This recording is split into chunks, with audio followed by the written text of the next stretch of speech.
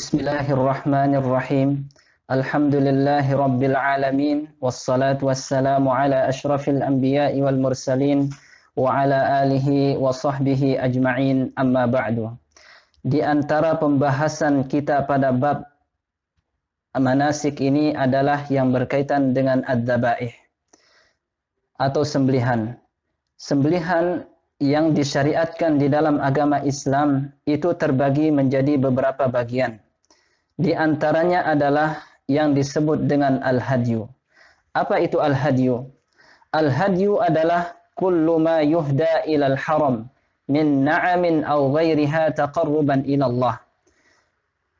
Binatang atau sesuatu yang diberikan kepada Baitullahil Haram, baik itu dalam bentuk binatang ternak atau yang lainnya sebagai bentuk taqarrub, pendekatan diri kepada Allah Subhanahu wa taala, diberikan kepada Baitullahil Haram, maksudnya adalah dibagikan atau diberikan kepada fakir miskin yang ada di sekitar Makkah.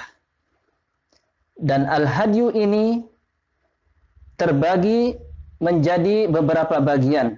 Ada al-hadyu yang sifatnya wajib.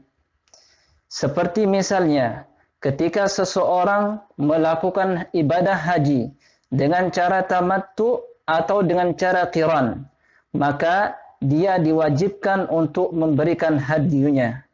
Tetapi kalau dia tidak mampu, maka dia gantikan dengan berpuasa 3 hari di bulan haji dan 7 hari setelah ia kembali ke daerahnya. Kemudian di antara al-hadyu yang sifatnya wajib yang disebut dengan hadyul jabran, yakni ketika seseorang yang melakukan ibadah haji namun dia meninggalkan salah satu wajib haji, misalnya dia tidak ihram dari miqat atau dia meninggalkan lempar jumrah, maka dia harus memberikan hadyunya. Atau ketika dia melakukan salah satu larangan ihram, ya seperti misalnya dia menggunakan wangi-wangian atau dia mencukur rambutnya, maka dia harus memberikan hadyunya.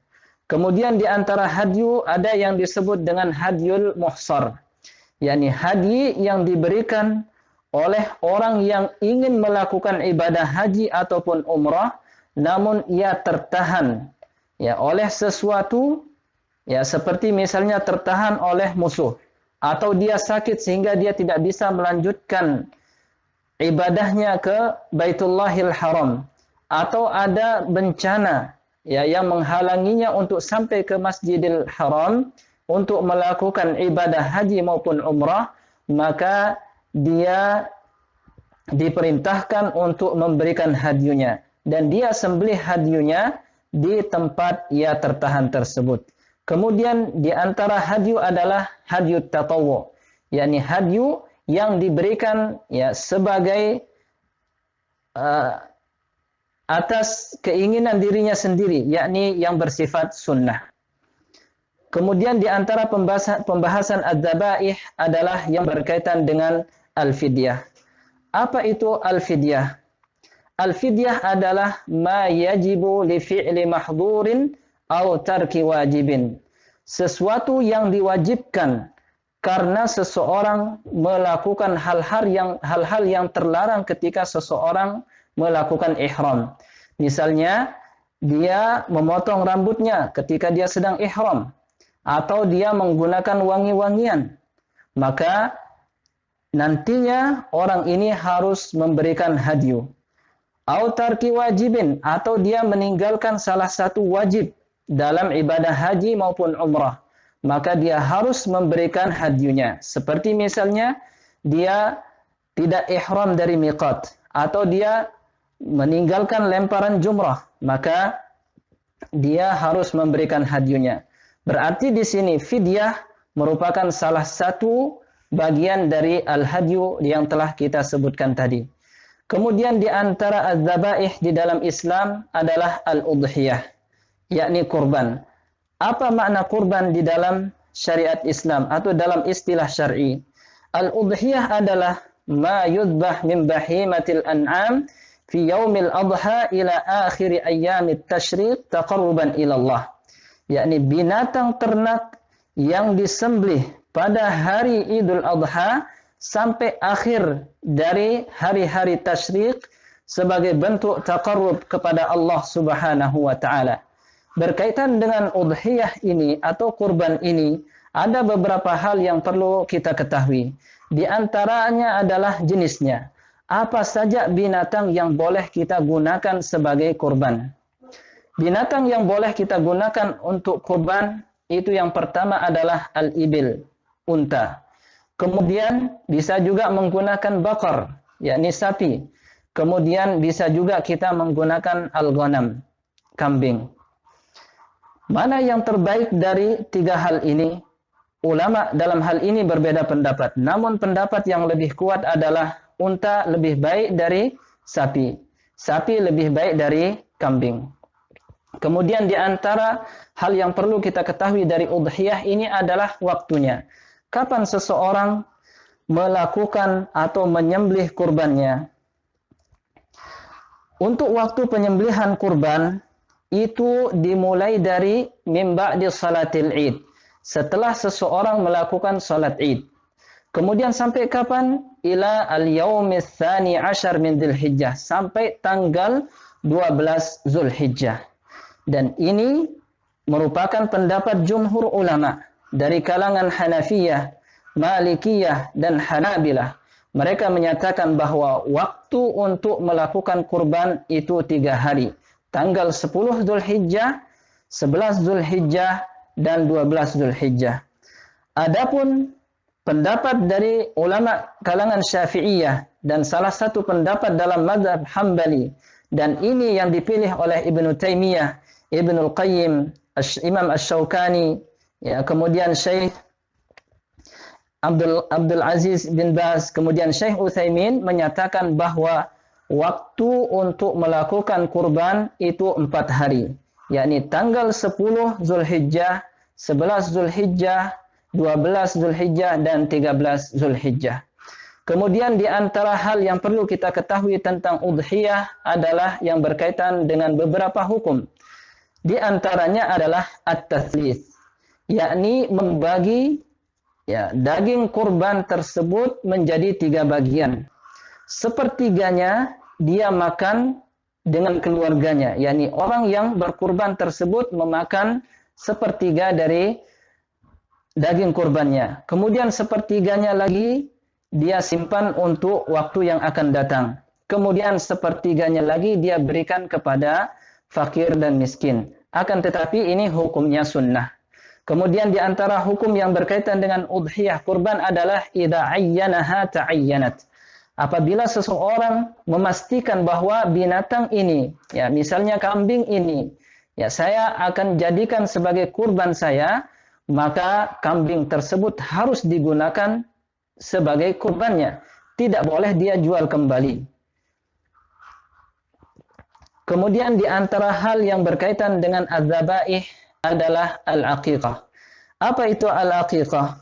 Al-aqiqah hiya asy-syah allati tudbah 'anil maulud fil yaumis sabi' min wiladatihi 'inda halqi sya'rihi.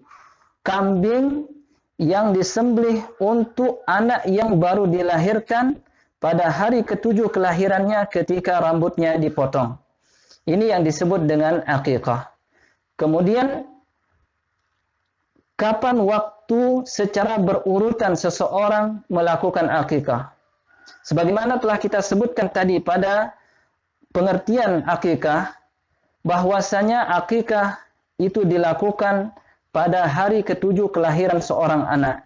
Namun apabila dia belum mampu pada hari ke-7 atau berhalangan untuk melakukannya pada hari ke-7, maka dia lakukan pada hari ke-14 dari kelahiran. Kalau misalnya dia juga belum mampu atau tidak sempat, maka dia lakukan pada hari ke-21 dari kelahirannya.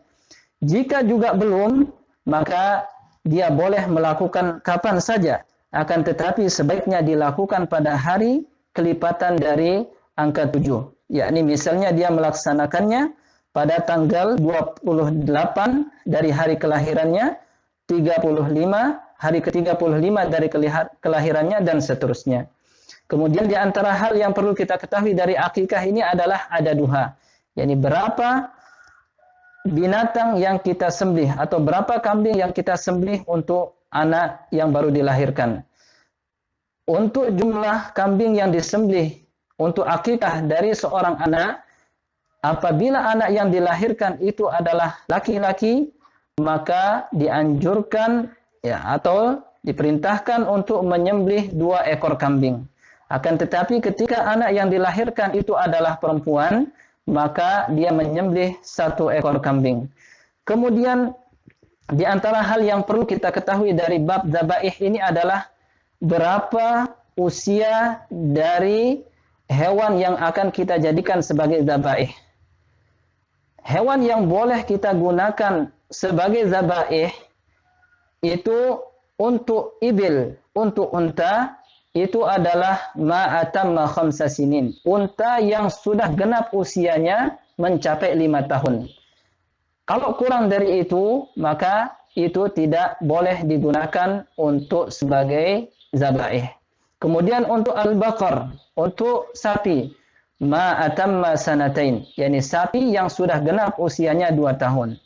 Kemudian untuk kambing, itu kalau kambing yang digunakan adalah al-ma'iz, yakni kambing yang berbulu, maka usia yang diperbolehkan untuk dijadikan dzabaih adalah ma'atamma sanatan, yang sudah berusia genap 1 tahun. Adapun untuk adhan, untuk domba, maka usia yang boleh digunakan untuk dijadikan sebagai dzabaih adalah ma'atamma sittata ashhurin, yang sudah genap usianya 6 bulan. Kemudian di antara hal yang perlu kita ketahui tentang dzabaih ini adalah al-uyub al-mani'ah min ijza'iz dzabihah. Cacat yang menghalangi dari bolehnya seseorang menyembelih binatang dzabaihnya. Apa saja cacat yang harus kita hindari pada binatang untuk yang akan kita lakukan sebagai dzabaih? Nah, yang pertama cacat yang tidak boleh ada pada binatang adalah al-awra al-bayyin awaruha, yakni hewan yang buta sebelah dan jelas kebutaannya tersebut. Yakni terlihat jelas bahwa binatang tersebut buta sebelah. Kemudian yang kedua adalah al-maridah al-bayyin maraduha, yakni binatang yang sakit dan sakitnya tersebut terlihat jelas. Jadi ini tidak boleh digunakan sebagai dzabaih. Kemudian yang ketiga adalah al-arja al-bayyin dal'uha, yakni binatang yang pincang dan jelas kepincangannya tersebut. Akan tetapi kalau pincangnya itu tidak terlihat jelas, maka boleh digunakan sebagai binatang dzabihah. Kemudian yang keempat di antara cacat yang tidak boleh ada pada binatang adalah al-ajfa allati la tunqi, yakni kurus yang parah yang sampai saking kurusnya tersebut tidak menyisakan sumsum pada tulangnya. Atau dalam tafsiran yang lain adalah sampai dia tidak bisa berdiri, saking kurusnya. Maka ini adalah cacat-cacat yang tidak boleh ada pada binatang sembelihan. Hada wa sallallahu ala nabina Muhammad wa akhiru da'wana anil hamdulillahi rabbil alamin.